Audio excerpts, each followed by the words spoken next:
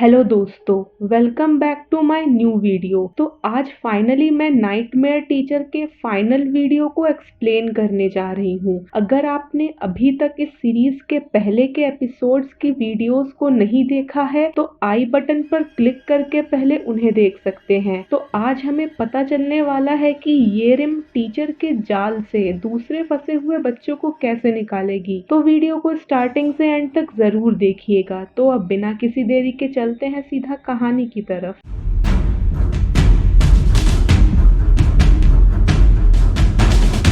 तो इस सीरीज में नेक्स्ट स्टोरी है स्कूल के मोस्ट ब्यूटीफुल लड़की दोदोही की, जो एक मॉडल है और स्कूल के मॉडलिंग असाइनमेंट की जानी मानी फेस है। उसका बॉयफ्रेंड ली जोंग सुक जो स्कूल का मोस्ट पॉपुलर एंड हैंडसम लड़का है और साथ ही साथ दोदोही जैसे ही वो भी एक मॉडल है। पर स्कूल में आई नई लड़की चियोन योना के आने के बाद से स्कूल में ये रूमर फैला हुआ है कि ली जोंग सुक ने दोदोही को डिच कर दिया और अब वो चियोन योना को डेट कर रहा है। इस सब से दोदोही काफी फ्रस्ट्रेट हो चुकी थी और वो इन सब रूमर्स के वजह से ली जोंग सुक से ब्रेकअप कर लेती है। और ये सब चीजें टीचर को पता लगते ही वो अपना नेक्स्ट टारगेट फिक्स कर लेते हैं। एक्चुअली दोदोही को अपने बॉयफ्रेंड में नहीं, अपनी लुक्स एंड पॉपुलैरिटी में ज्यादा इंटरेस्ट था और दूसरे लड़की के स्कूल में आते ही वो इनसिक्योर फील करने लगी थी कि उसकी पॉपुलैरिटी कम होने लगी है और इस इनसिक्योरिटी को टीचर ने जल्द ही फील कर लिया था। दूसरे तरफ क्लासरूम में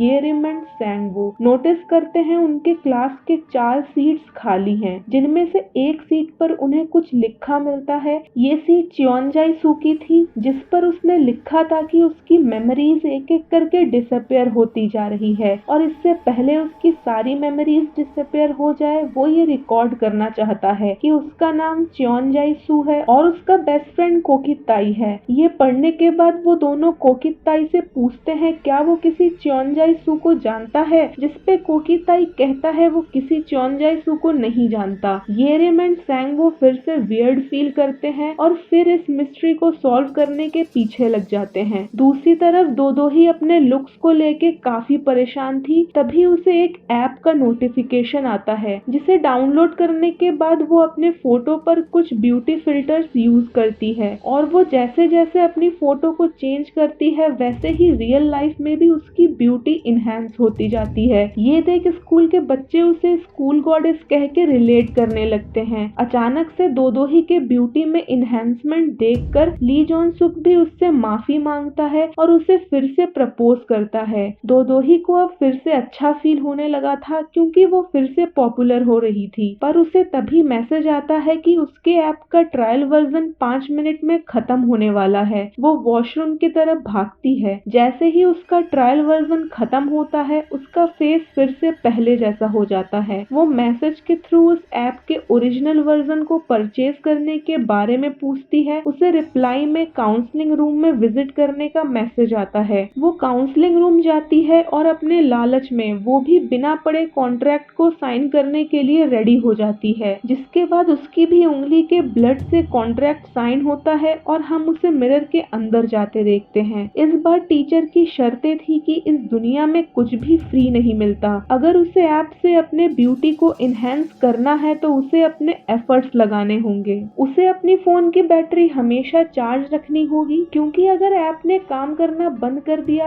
उसके ब्यूटी इफेक्ट्स भी डिसअपियर हो जाएंगे और उसे ये भी ध्यान रखना होगा कि उसका फोन कभी खराब या फिर टूटे ना। अब दोदोही इतनी पॉपुलर हो चुकी थी कि लड़कियां उसे हमेशा घेरी रहती और उससे ब्यूटी टिप्स मांगती। मीनवाइल येरिम एंड सैंगवो काउंसलिंग रूम में छानबीन करते हुए फिर से उस कॉन्ट्रैक्ट फाइल को ढूंढ निकालते हैं, जिसमें से उन्हें बाकी किसी स्टूडेंट के बारे में कुछ याद नहीं था। पर चियोनजाई सू के कॉन्ट्रैक्ट को देख के उसे सीट पर लिखी चियोनजाई सू की बात याद आती है। पर तभी उन्हें नेक्स्ट कॉन्ट्रैक्ट दोदोही का मिलता है। इससे पहले वो कुछ भी करते या सोचते येरिम के कानों में काफी तेज पेन स्टार्ट हो जाता है और वो रूम में लगी हुई एक पेंटिंग में अपने रिफ्लेक्शन को कहते हुए सुनती है कि वो मोस्ट बिजी पर्सन है जो अपने स्टडीज में काफी मेहनत करती है और अब वो यूजलेस चीजों के बारे में सोच के अपना टाइम वेस्ट कर रही है। येरिम ये सब उसके साथ होते देख थोड़ा डर जाती है और सैंगवो को वहाँ से लेकर चली जाती है। हम आगे देखते हैं कि दो ही ली जॉन सुक को अपना टाइम देने से मना कर देती है क्योंकि वो मोस्टली अपने फोन के ऐप के साथ बिजी रहती है। तभी उसके फोन की बैटरी खत्म होता देख वो क्लासरूम के तरफ भागती है जहाँ उसकी लड़ाई भी हो जाती है कुछ लड़कियों से फोन चार्जिंग को लेकर, पर वो जल्द ही अपने फोन को चार्जिंग पर लगाती है और रिलीफ फील करती है। पर तभी टीचर का उसे एक मैसेज आता है कि उसे ऐप को थोड़ा कम यूज करना चाहिए, वो जितना उसे यूज करेगी वो उतना अनईजी फील करेगी। वो टीचर से पूछती है उसे क्या करना चाहिए जब वो अनईजी फील करे। टीचर उसे कहते हैं कि वो इस चीज को लेके श्योर नहीं है, पर अगर वो एक मशीन होती तो उसे फिक्स करना इजी होता। टीचर उसे आगे बताते हैं कि अगर वो उस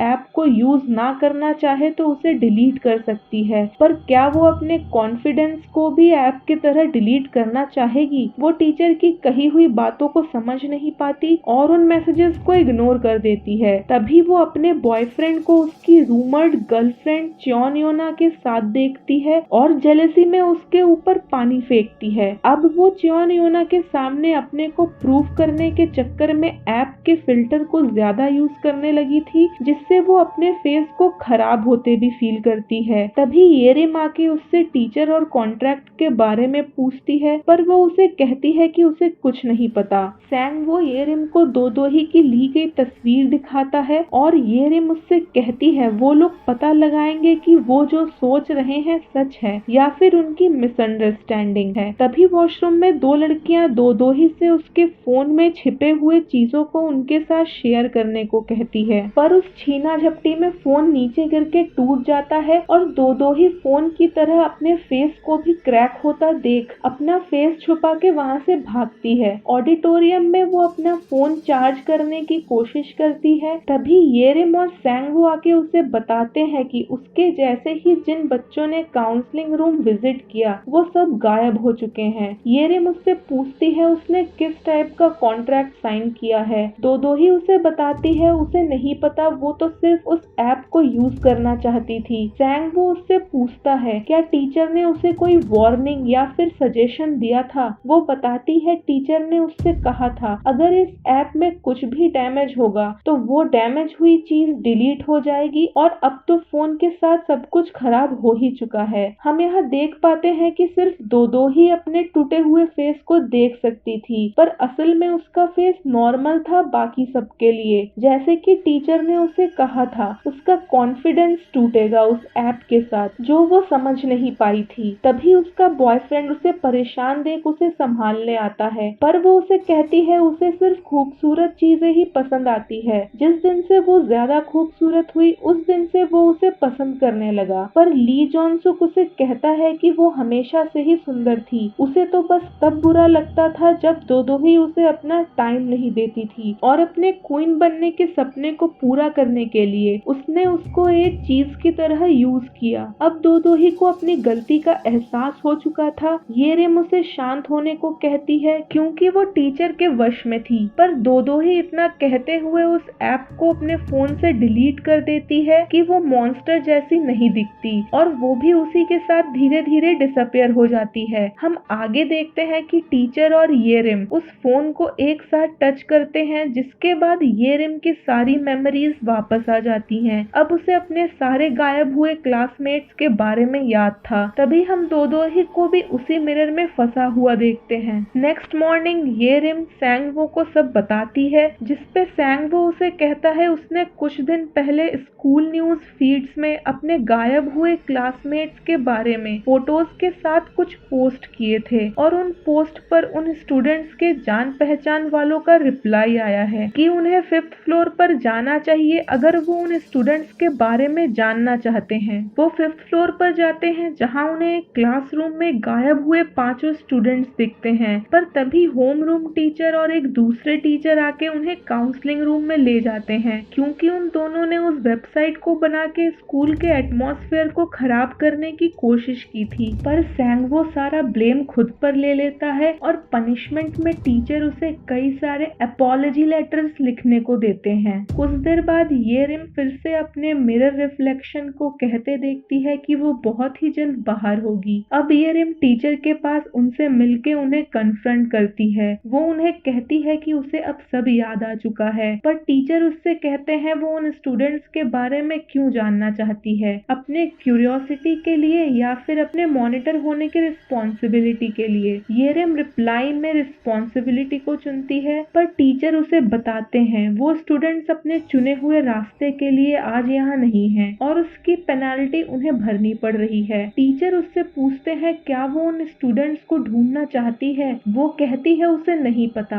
अब टीचर येरिम के वीकनेस को समझ चुके थे। वो येरिम को मिरर के अंदर जाके ढूंढने को कहते हैं कि वो एग्जैक्टली क्या चाहती है। अगर वो उस चीज को ढूंढ लेती है तो वो सारे स्टूडेंट्स वापस अपने प्लेस पर आ जाएंगे। वो एक सैंड वॉच में टाइम सेट करते हैं और उसे उस टाइम में वापस आने को कहते हैं, और अगर वो उस टाइम में अपने सवालों के जवाब ढूंढकर वापस नहीं आ पाई तो वो हमेशा के लिए वहीं फंसी रह जाएगी। काफी सोचने के बाद येरिम मिरर में जाने को सेलेक्ट करती है और उसके भी उंगली के ब्लड से कॉन्ट्रैक्ट साइन होने के बाद वो भी उस मिरर के अंदर चली जाती है। मिरर में जाने से पहले येरिम सैंगवो को एक वॉइस नोट सेंड करती है जिसमें उसने कहा था कि वो काउंसलिंग रूम जा रही है और उसे कुछ भी हो सकता है। सैंगवो उसे ढूंढता हुआ काउंसलिंग रूम पहुंचता है जहां उसे येरिम तो मिलती है, पर वो रियल येरिम नहीं थी। वो वही मिरर रिफ्लेक्शन वाली येरिम थी जो रियल येरिम के मिरर के अंदर जाते ही उसकी प्लेस लेने बाहर आ गई थी। मीनवाइल रियल येरिम को मिरर के अंदर छोटी येरिम मिलती है जो उसे बताती है हर रोज वो उसे देखती है। जब वो मिरर में खुद को देखती है और वो दुखी लगती है। वो येरिम को बताती है अगर वो खुश रहेगी तो ज्यादा अच्छा होगा। वो उसे आगे कहती है कि उसे दूसरों के नजरों से खुद को नहीं देखना चाहिए, उसे वही करना चाहिए जो वो चाहती है। पर रियल येरिम उसे कहती है कि वो खुश है। छोटी येरिम उसे कहती है वो झूठ कह रही है और वो एक कावर्ड है जिसे बड़े होने के बाद भी नहीं पता कि वो क्या करना चाहती है। वो हमेशा दूसरों को इम्प्रेस करने के लिए सब कुछ करती है, पर अपने खुशी के लिए उसने कभी कोई कदम नहीं उठाया। दूसरे तरफ हम देखते हैं मिरर वाली येरिम बाहर आने के बाद वो सारी चीजें करती है जो आज तक रियल येरिम ने कभी नहीं की थी। सैंगवो ये सब देखकर शॉक्ड था। छोटी येरिम रियल येरिम को उस मिरर के पास ले जाती है जहां रियल येरिम मिरर वाली येरिम को सैंगवो के साथ देखती है और छोटी येरिम उसे बताती है अगर वो यहाँ से नहीं निकल पाई तो मिरर वाली येरिम उसकी प्लेस हमेशा के लिए ले लेगी। हम आगे देखते हैं कि सैंगवो को मिरर वाली येरिम पर डाउट हो चुका था। वो उसका पीछा करता है और उसके पास उस सैंड वॉच को देखकर उसे याद आता है कि ये उसने काउंसलिंग रूम में इससे पहले भी देखा था। वो येरिम के लॉकर से उस सैंड वॉच को निकाल लेता है, पर तभी मिरर वाली येरिम आ जाती है। वो दोनों भागते हुए उसी मिरर के सामने पहुंचते हैं जहां मिरर वाली येरिम सैंगवो को मारने लगती है। सैंगवो उसे कहता है वो रियल नहीं है, उसे ये बात पता है। रियल येरिम भी ये सब मिरर के अंदर से देख रही थी, पर तभी मिरर के बाहर का व्यू बंद हो जाता है और टीचर उसे याद दिलाता है कि उसके पास ज्यादा टाइम नहीं बचा है। येरिम टीचर से पूछती है उसे क्या करना होगा यहाँ से निकलने के लिए। टीचर उसे बताते हैं उसे सही जवाब पता है। टीचर उसे ये भी बताते हैं कि ये प्लेस उनके लिए पैराडाइज है।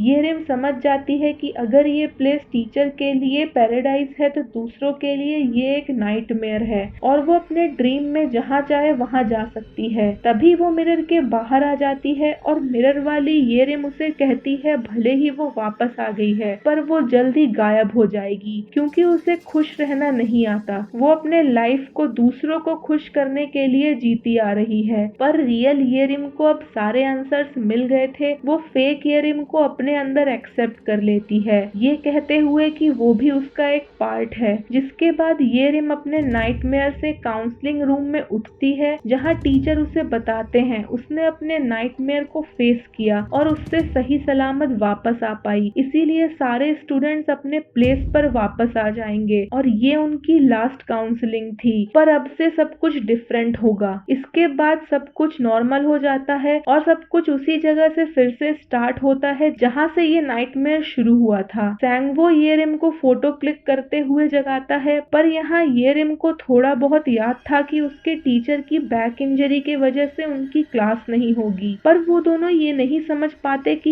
ये रिम को कैसे पता चला कि फ्यूचर में क्या होने वाला है। कुछ देर बाद ये रिम सैंगवो को बताती है, उसे लगता है कि वो एक लंबे नाइटमेयर से उठी है। सैंगवो उसे कहता है कि नाइटमेयर एक प्रोसेस है बुरे चीजों को प्रेजेंट लाइफ से गायब करने का, क्योंकि जब हम नाइटमेयर से जागते हैं हमारी सारी बुरी मेमोरी खत्म हो जाती है और सारे पेन भी खत्म हो जाते हैं। इसके बाद हम एक क्लास फोटो लेते टाइम देखते हैं कि ये रिम टीचर से पूछती है, आप अच्छे टीचर हो या फिर बुरे, और तभी हम टीचर को वहाँ से गायब होते देखते हैं और ये सीरीज यही खत्म हो जाती है। हमें एंड क्रेडिट सीन में दिखाया जाता है कि टीचर अपने फर्स्ट काउंसलिंग सेशन में सैंगवो को बुलाते हैं, जहाँ वो सैंगवो को बताते हैं अगर वो इस कैमरे को यूज करता है तो सारी सच्चाई पता चल जाएगी, पर उसे एक चीज याद रखनी है, दूसरों के सीक्रेट्स के साथ छेड़छाड़ करना बिल्कुल भी इंटरेस्टिंग नहीं है। जिसके बाद सैंगवो कॉन्ट्रैक्ट एक्सेप्ट करता है और हमें सस्पेंस में छोड़ के ये सीरीज यही खत्म हो जाती है। तो इस सीरीज में हुआ ये था कि एक एक करके जब पांचों स्टूडेंट्स उस मिरर में फंस चुके थे तो ये रिम उन्हें वापस लाने के लिए कॉन्ट्रैक्ट साइन करती है, पर ये रिम अपने डर और ड्रीम्स को एक्सेप्ट नहीं करना चाहती थी, जिसका फायदा टीचर उठाते हैं और उसे उन चीजों का आंसर ढूंढने को मिरर के अंदर भेजते हैं जो वो एक्सेप्ट नहीं करना चाहती थी। पर छोटी ये रिम उसे याद दिलाती है कि वो आज तक अपने ड्रीम को पूरा करने से डरती है। उसे उसके डर ने इतना कमजोर कर दिया है कि वो दूसरों के पॉइंट ऑफ व्यूज के मुताबिक चलती आ रही है और उसे अभी तक नहीं पता कि उसे अपने लाइफ में क्या करना चाहिए जिससे कि वो खुश रह सके। पर ये रियलाइज होते ही वो अपने डर को एक्सेप्ट करती है, जिसके वजह से वो उस नाइटमेयर से बाहर आके दूसरे स्टूडेंट्स और खुद को बचा लेती है। पर काउंसलिंग के बाद टीचर उसे एक और बात बताते हैं कि अब से जो कुछ भी होगा वो बिल्कुल अलग होगा, जिसका मतलब टीचर अब सब वैसे ही फिर से करेंगे पर दूसरी तरह से, और इस बार उनके टारगेट्स भी दूसरे बच्चे होंगे। शायद यहाँ हमें सीजन 2 के लिए हिंट दिया गया है, और वैसे भी डेविल तो किसी न किसी तरह से अपने शिकार को ढूंढ ही लेता है। आई होप आपको ये वीडियो अच्छी लगी होगी। ऐसे ही अच्छी अच्छी मूवीज एंड सीरीज के एक्सप्लेनेशन के लिए मेरे चैनल को सब्सक्राइब करें और वीडियो को लाइक करें। मिलते हैं अगले वीडियो में, तब तक के लिए बाय बाय।